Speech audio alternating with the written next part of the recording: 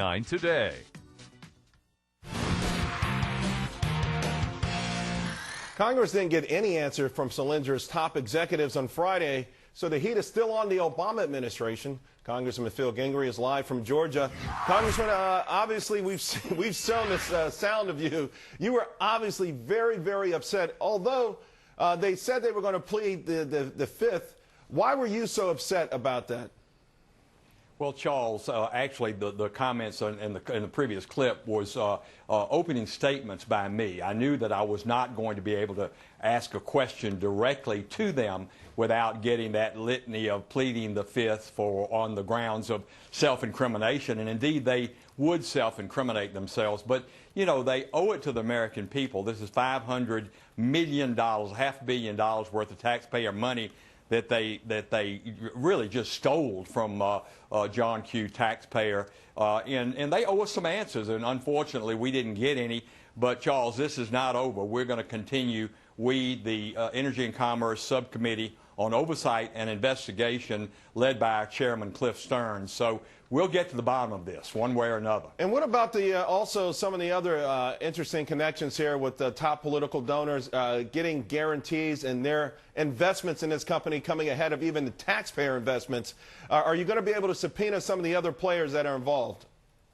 Well, absolutely. In fact, you know, we had to subpoena the Department of Energy and the President's Office of Management and Budget just to get this email trail so we could kind of connect the dots. But certainly this gentleman, Kaiser is his name, last name's Kaiser, that runs this foundation that apparently put $1 billion into this company and then, of course, wanted to be kind of shored up by the taxpayer. And when then things were not going well and the price of silicone dropped to the bottom, and these panels that they were producing, Solyndra that is, they weren't competitive in the international market. So then they wanted to come back and say to the taxpayer, look, we're going to borrow some more money from our private investors, $150 million more, but to do that, we have to subordinate your loan. Well, the Energy Policy Act of 2005 says that is against the law. That is prohibited. Yet the Department of Energy lawyers and OMB lawyers somehow by smoke and mirrors were able to do that, and that we need to find out what went on there as well. That's despicable no matter how you put it, but when someone considers that George Kaiser visited the White House 16 times, 3 times in one day, and a week later apparently got these guarantees, it doesn't smell right at all to everybody.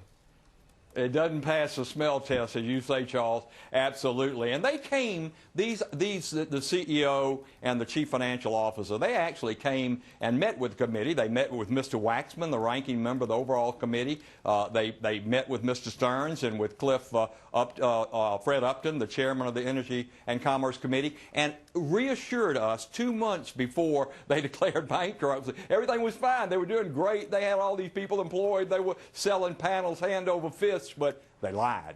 They lied to us. You know, Friday is a cutoff day for a lot of these solar companies to get more taxpayer money. Do you know behind the scenes what kind of a mad scramble is going on? Is the administration still pushing for taxpayer money to be at risk to this degree? Because from what I understand, billions of dollars can still be pumped into some of these companies this week. I am so glad, Charles, you mentioned that. I can only imagine what's going on behind the scenes. It's $10 billion. The president's come out now, of course, you know, with the stimulus junior, $447 billion more dollars he wants to pump into the economy. I know where he could get $10 billion of it, and maybe it would create some jobs that would last and not go belly up. So it'd be very interesting. And as you say, the authorization for the rest of that money expires on Friday, on September the 30th at the end of the fiscal year. So they're going to try to push that out the door, and that's why in this CR that we passed last Friday in Washington, we included a provision to rescind $100 million of that $10 billion. It was only a message, but we need to get all of that money back. Yeah, $100 million against $10 billion. It seems more symbolic than anything else, but we get the message. Congressman Gingrey, thank you very much. We appreciate it. Charles, thanks a lot. All right, now to the markets. Stocks are definitely off their session highs right now. Disappointing housing data